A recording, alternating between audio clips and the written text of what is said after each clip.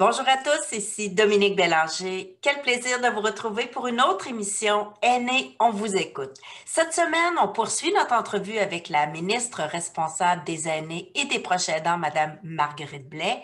Et dans un deuxième temps, nous recevons Emmanuelle Laliberté, directrice générale de l'Appui Capitale Nationale.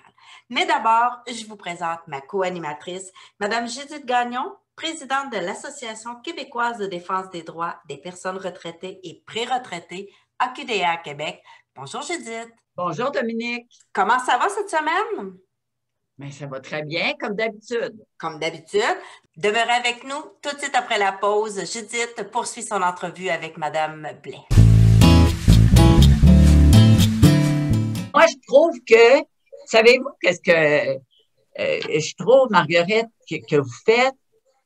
Puis je vous le dis du fond du cœur aussi, là, je ne tiens pas juste mes questions, c'est vous redonner de l'humanité aux règlements, aux lois, ça. Vous faites de la place pour les personnes. Ça, c'est tellement important. Puis vous le faites à votre manière, comme une artiste aussi. Puis vous dessinez. Puis, mais non, mais c'est beau. C'est vraiment beau parce que c'est pas juste des cases ou quoi que ce soit. Vous redonnez une place pour l'humanité, puis on le voit avec la pandémie. J'ai hâte de voir la post-pandémie, puis j'espère qu'on va continuer à donner une place aux personnes. Puis vous le faites bien. Vous savez, Judith, je ne l'ai pas fait seule. Je dois vous dire que, vous savez, quand on aime les équipes nous aiment. Ça va ensemble. Ouais. Puis, à la direction générale des aînés et des proches aidants, il y a une équipe merveilleuse. Puis, je leur ai fait tellement confiance. Puis on a travaillé ensemble. On était vraiment des vases communicants. Moi, j'impose rien.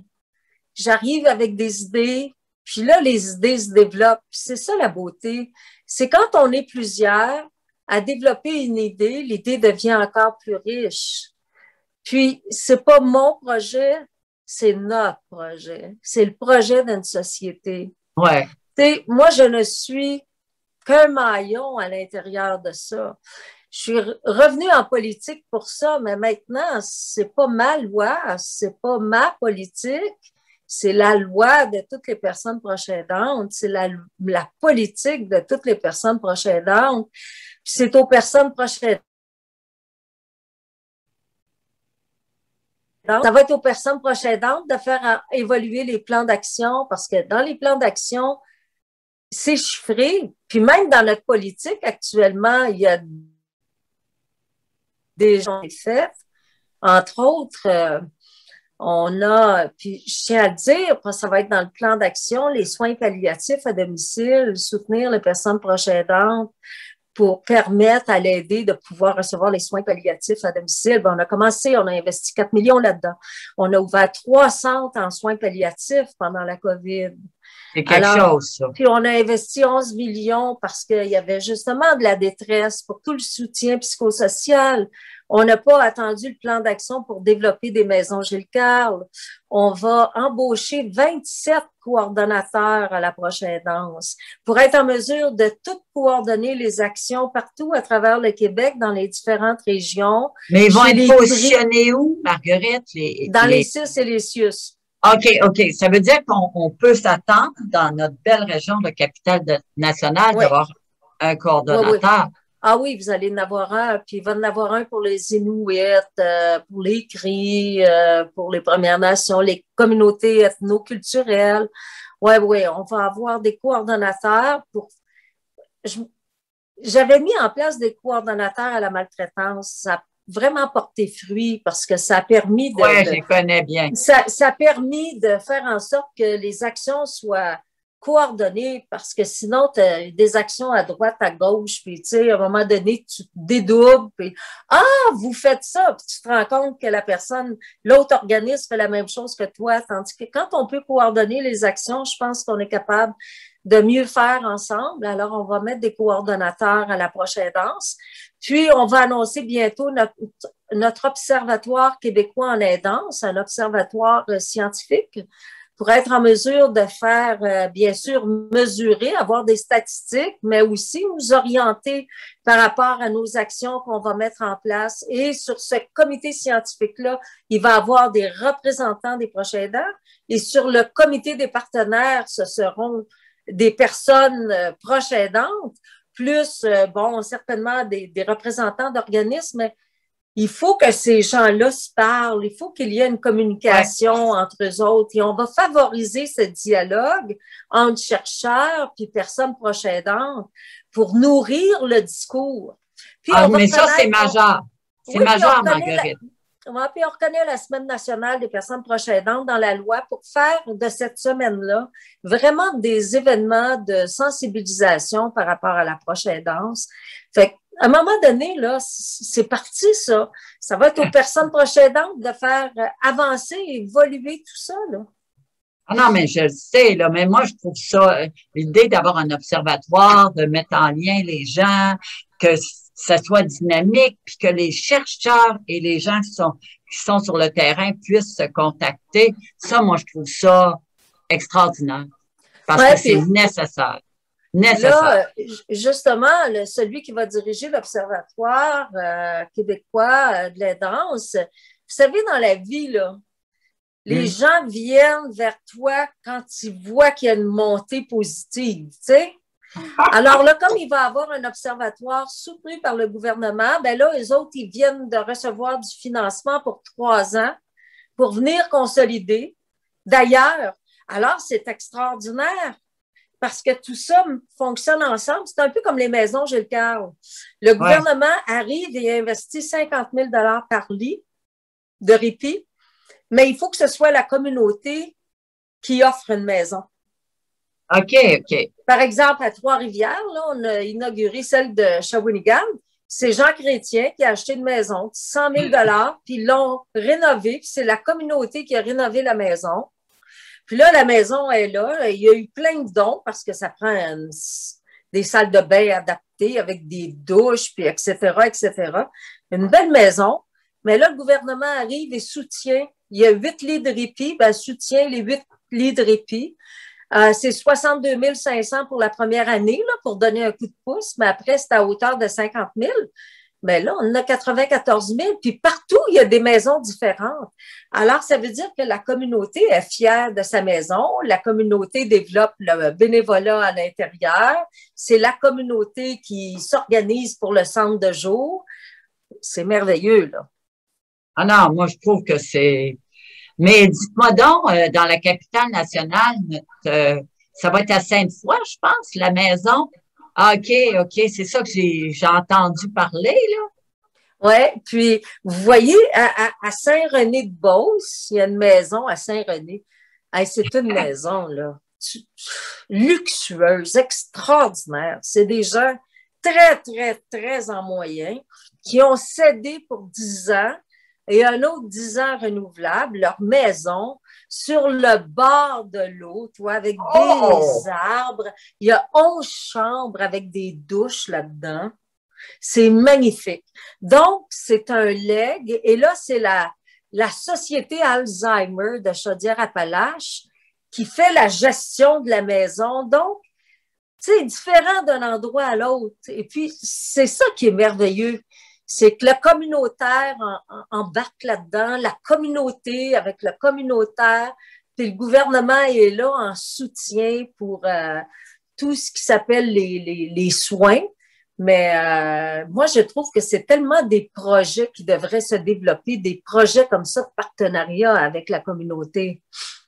Non, c'est parce que ça vient pas d'en haut, là, Judith, là. Tu sais, ça vient de la base, tu sais. Non, je te comprends. Je comprends parce que c'est vrai, ça fait un meilleur lien, puis ça fait un meilleur enracinement. Moi, j'aime beaucoup les ethnologues. Et ma pensée à moi est une pensée d'ethnologie. Alors, si tu n'es pas capable de respecter les fourmis qui sont à tes pieds, tu n'es pas capable de construire quelque chose de solide pour l'avenir. Ça part pas d'en haut. Ça part pas d'un ministre. Oui, j'ai des idées parce que je peux avoir des idées, mais il faut que ça parte des fourmis à la base. Puis c'est comme ça qu'on se construit avec les autres. Il faut que ce soit par et pour les autres. Hey, c'est une vision sociale, ça, Madame Blais, là. Moi, j'endosse ça parfaitement, puis je suis très, très contente. Il y a beaucoup de choses qui se passent à l'heure actuelle, là. Il y a beaucoup de, tu sais, ça avance, là. Puis il faut qu'on en devienne conscient, puis il faut qu'on puisse participer aussi. Mais je suis très contente de tout ce qui peut se passer. Très, très contente. J'espère que vous aussi. Ah, ben, écoutez, oui, oui, oui, je suis contente. Là, j'ai un autre projet qui s'en vient. Un autre? Oui, je vais déposer une nouvelle mouture de la loi sur la maltraitance. Ah, mais ça, je ne veux pas aborder ça, là, parce que c'était pas notre propos, mais je suis fortement intéressée. Oui, ben, c'est ça. Fait que ça aussi, c'est un sujet très, très important. Très majeur. Majeur. Fait que moi, je pense qu'on s'en va pour le mieux, puis on a des gains. Le monde, l'univers, c'est pas fait en un jour. On y va, trace par trace. Mais plus les traces sont à quelque part, plus ça grossit, puis ça fait un parcours. Ben, vous savez, Judith, on a besoin des personnes comme vous, hein? Parce que c'est vous autres qui brassez l'arbre des politiciens et il faut que l'arbre soit brassé. Mais nous, à Québec, on fait beaucoup de choses. Ah, je le Pensez sais. que, tu sais, on est partenaire, on a des jeunes, on est intergénérationnel, on se soucie beaucoup, beaucoup de la population. J'ai engagé Mme Bélanger parce que je la trouvais bonne, puis qu'elle était capable de faire des bonnes communications. Écoute, Marguerite, on est rendu qu'on fait des webinaires. Puis, on est rendu, je te dis, on évolue au même gré que tout le Ouais. monde. On est vraiment très contents, puis surtout de votre gentillesse d'être venu à l'émission. Ben, merci beaucoup de m'avoir invité. Ça m'a fait plaisir. Puis, écoutez, chère personne proche aidante, maintenant, vous avez les outils pour être en mesure d'avoir beaucoup plus d'accompagnement dans la vie, puis prenez-les, ces outils-là, puis faites-les fonctionner le plus possible. Moi, j'ai réalisé ce que j'avais à réaliser. Merci tout le monde. Merci beaucoup, Marguerite. Merci beaucoup, Madame Blais. Demeurez avec nous. Après la pause, Judith s'entretient avec la directrice générale de l'Appui Capital National, Madame Emmanuelle Laliberté.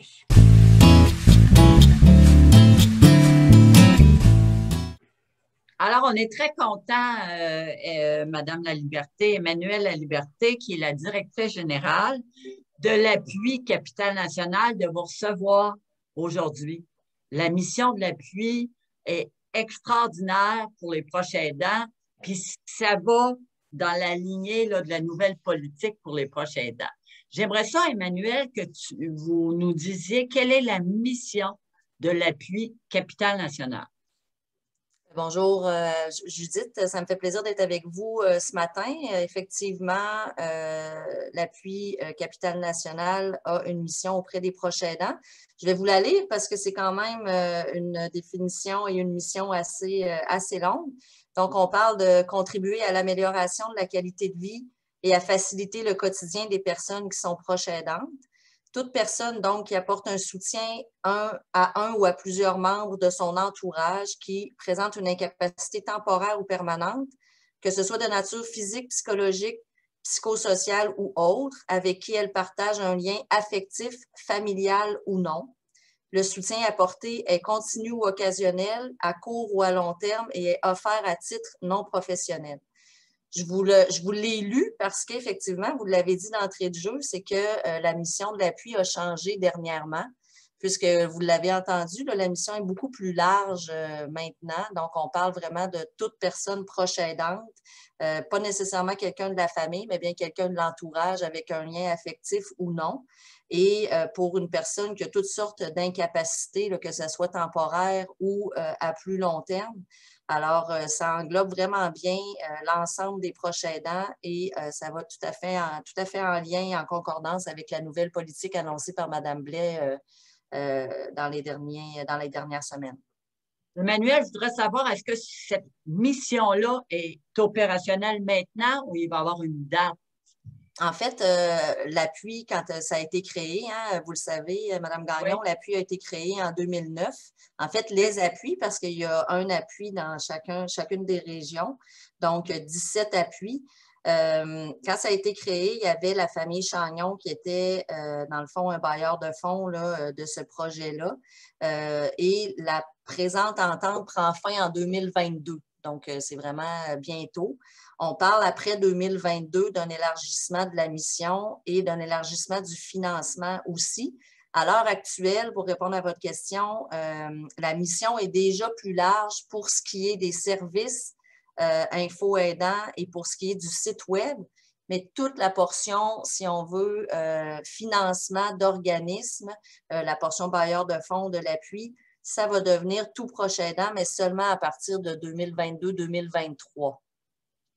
Merci beaucoup. C'est bon à savoir pour les auditrices et les auditeurs. Qu'est-ce que la première politique nationale pour les proches aidants va apporter comme changement dans la mission? Je pense qu'on l'a dit, vous l'avez dit, Ouais. pour l'appui Capital National, mais j'aimerais ça qu'on soit plus précis là, pour que les gens comprennent bien ça va être quoi votre nouveau rôle? Bien, en fait, notre mission ne change pas parce que depuis la création des appuis, on est là pour les proches aidants. C'est juste que, comme je le disais tantôt, on était là, dans le fond, pour les proches aidants de personnes aînées. On le sait, hein, quand même, ça va demeurer la plus grosse partie de notre mission parce qu'on estime quand même que les proches aidants d'aînés représentent 70 de la population des proches aidants au Québec. Fait que ça va toujours être un peu notre majeur, si on peut dire ça comme ça.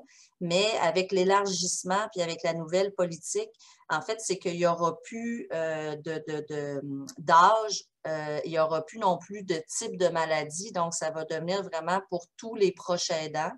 C'est ce qui va changer essentiellement. C'est bien entendu aussi pour rassurer les proches aidants de personnes aînées.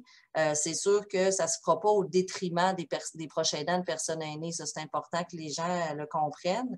Donc, il devrait y avoir des nouveaux argents qui vont être injectés dans les budgets de l'appui pour qu'on puisse desservir, dans le fond, d'autres proches aidants que les proches aidants d'aînés. Mais à l'heure actuelle, je ne suis pas en mesure de vous dire les chiffres. Je sais que Mme Blais en a parlé là, dans les crédits et tout ça, mais c'est des choses qui sont en pourparlers actuellement, qui vont se travailler et on va en apprendre évidemment bien plus quand on va arriver avec le plan d'action qui va, dans le fond, on devrait avoir des nouvelles d'ici l'automne prochain. Ça va être déterminé plus précisément à ce moment-là. Merci beaucoup. C'est important là, que les gens entendent bien ça. Ça veut dire qu'on monte encore une autre marche. Oui. On couvre davantage de gens oui. comme proches aidants. Tout à fait. La reconnaissance que les gens vont avoir, c'est fort important. Oui. Puis on est content de ça, bien évidemment, de pouvoir offrir puis de financer des organisations qui seront pour les proches aidants d'aînés toujours, mais aussi d'autres proches aidants. Là. Ça va se déterminer plus précisément là, dans les prochains mois. Parfait. C'est vraiment bien. Quels sont les services financés par votre organisme à l'heure actuelle et quel territoire couvrez-vous? À l'heure actuelle, bien, dans le fond, pour nous ici, dans Capitale Nationale, on couvre tout le territoire. Donc, ça va de Charlevoix jusqu'à Port-Neuf en passant par la région métropolitaine de Québec. Ça va demeurer, évidemment. Actuellement, comme je le disais tantôt, on finance des services qui sont offerts aux proches aidants d'aînés. On parle de financement de projets. Donc, qui touche soit les besoins en information des proches aidants, les besoins en formation. On parle aussi de soutien psychosocial et de répit. Avec la pandémie, vous le savez, là, vous êtes bien placé pour le savoir aussi là, à la QDR et au niveau des personnes aînées. Il y a eu beaucoup plus de demandes au niveau du soutien psychosocial et au niveau du répit dans la dernière année, derniers mois.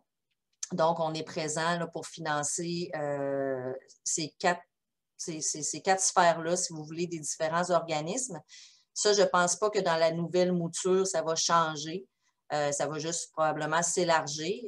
Mais actuellement, je vous dirais, dans la région de la capitale nationale, le gros de notre budget est vraiment plus pour le soutien psychosocial individuel et de groupe et le répit, qui est du répit à domicile, mais aussi du répit qu'on appelle hors domicile, qui sont des mini-haltes-pauses, un peu comme les centres de jour du CLSC, mais à plus petite échelle. Les gens comme ça qui veulent avoir du soutien psychosocial, ils peuvent faire appel aux organismes qui sont financés pour ça. Est-ce que je comprends bien? Oui. Il y en a beaucoup. Hein. Évidemment, on finance plus de 28 organismes dans la région de la capitale nationale. Donc, il y en a beaucoup. Mais oui, effectivement, les gens ne doivent pas hésiter là, à faire appel aux organisations là, pour du soutien, pour que ce soit encore une fois individuel ou de groupe. Même chose pour le répit. Dans le fond, il y a du répit qui s'offre à la maison, mais il y a du répit aussi qui s'offre en halte pause. Donc, ça peut être aussi les deux. Mais il y a des beaux services, des beaux organismes là, qui desservent la région de la capitale nationale là, au niveau des proches aidants d'aînés actuellement. Alors, pour les proches aidants qui nous écoutent à l'heure actuelle, de quelle façon peuvent-ils savoir quelles sont les ressources mises à leur disposition dans la région? Comment ils font, là? Mettons, moi, je pars à zéro, là, puis j'ai un aidé, puis je ne sais vraiment pas. Comment ils font, Emmanuel, pour voir? Bien, vous le dites bien, hein, souvent quand la personne aidée a un diagnostic, surtout en début de maladie, c'est pas facile de s'y retrouver. Il y a toutes sortes de cas de figure, puis il y en a qu'on peut prévoir, il y en a d'autres qu'on ne prévoit pas. Ce qui est important, dans le fond, pour le proche aidant de retenir, c'est que, il y a des services, ça c'est déjà une chose. L'autre chose aussi qui est important de souligner, c'est que souvent, un proche aidant, il ne va pas nécessairement se reconnaître comme tel. Fait que c'est important, dans le fond, c'est quoi un proche aidant? Bien, c'est toute personne, on l'a dit un peu tantôt dans la mission, mais c'est toute personne qui donne du soutien à quelqu'un qui a une limitation quelconque. Donc, que ce soit un parent, que ce soit un ami, un voisin, souvent c'est notre frère, notre sœur, souvent c'est nos parents, notre conjoint. Fait qu'on se dit pas proche aidant, mais c'est toute personne, dans le fond, qui aide quelqu'un d'autre qui a une limitation, que ce soit temporaire ou permanente. Alors, il y a des services. Il y en a beaucoup. On n'aurait pas le temps aujourd'hui de tous les nommer. Mais en fait, moi, j'invite les proches aidants là, qui se posent des questions, peu importe la question que vous avez, que ce soit pour des services, mais que ce soit aussi simplement pour vous informer ou simplement pour parler à quelqu'un. Il y a des services qui ont été mis en place. On appelle ça les services info-aidants. C'est un service, dans le fond, de l'appui. Comme je le disais tantôt, c'est accessible à tous les proches aidants de la province, donc capitale nationale, mais les autres régions aussi. Le numéro Info Aidant, c'est le 1-855-852-7784. Donc, les proches aidants peuvent appeler autant, comme je le disais, là, pour de la référence, de l'information, pour simplement avoir besoin de parler. Mais il y a aussi le site web de l'appui, c'est l'appui.org.